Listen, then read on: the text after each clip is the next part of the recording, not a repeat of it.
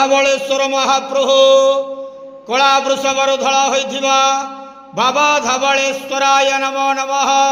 दीपम जति परम ब्रह्म दीपम जति जनार्दन दीपहरत मे पाप पूजा दीप नमस्तुते।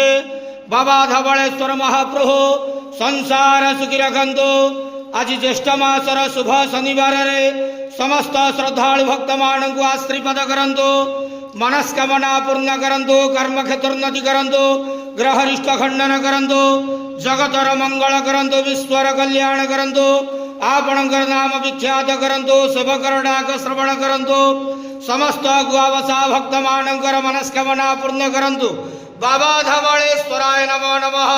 संसार सुखी रखंतु आनंद केवार हरि बोलो।